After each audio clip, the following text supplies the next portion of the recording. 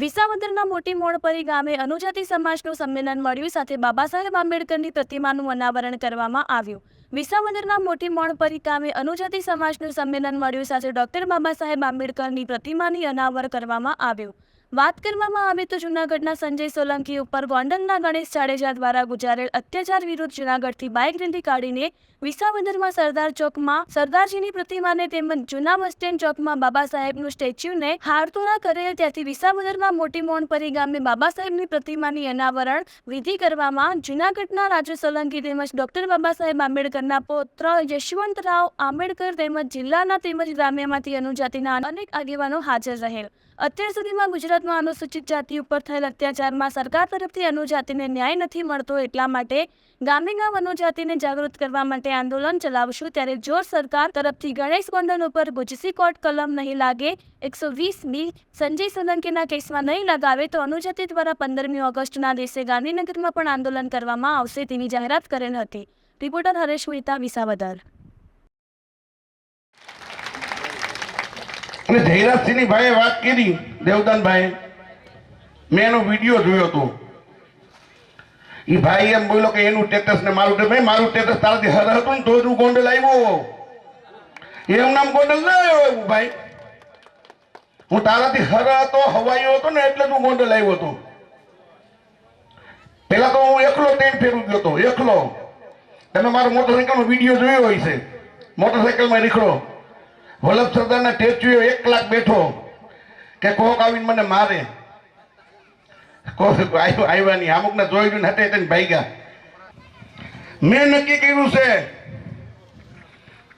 કે સાહેબ બેઠા છે, બાબા સાહેબના દીકરા બૌદ્ધ ધર્મ લઈને નીકળ્યા છે, ધનતેરી છે, પણ આ સરકારને તમે બોધિસ બનાવીને કઈ ફેર જ નથી પડતો, એ માથેથી તમને બોધિસ બનાવે છે।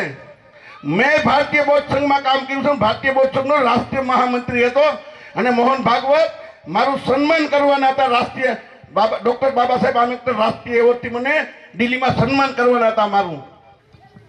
મેં નક્કી કર્યું છે કે હું આખા સમાજને ઇસ્લામ ધર્મમાં નથી લઈ જવા માંગતો, પણ મારો પરિવાર તો ઇસ્લામ ધર્મ અંગીકાર કરે ને।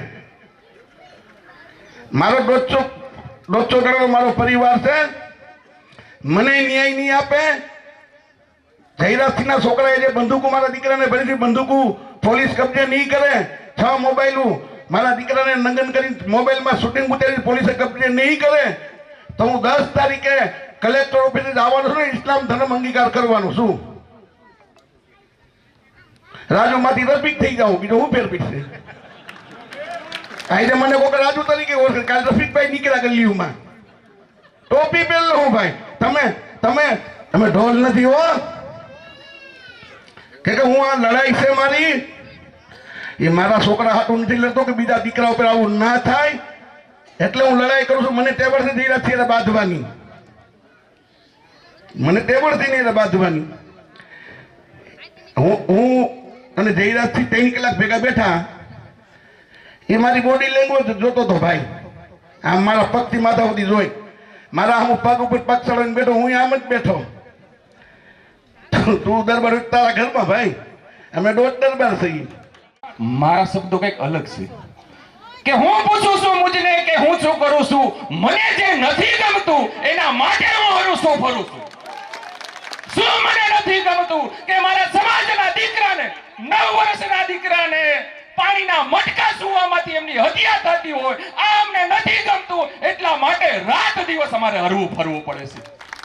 મારા સમાજના દીકરાને મૂછ રાખવામાંથી એમની હત્યાઓ થતી હોય, ગોળી સરવામાંથી એની હત્યા થતી હોય, કાનમાં કડી પહેરવામાંથી એમની હત્યાઓ થતી હોય, ત્યાં સુધી કહું કે નેર ગામની અંદર મારા બુજુર્ગો રામજી મંદિરની અંદર જાય અને એમને માર ખાવી પડતી હોય, આ વસ્તુ અમને નથી ગમતી, એટલા માટે અમે હરીએ છીએ ફરીએ।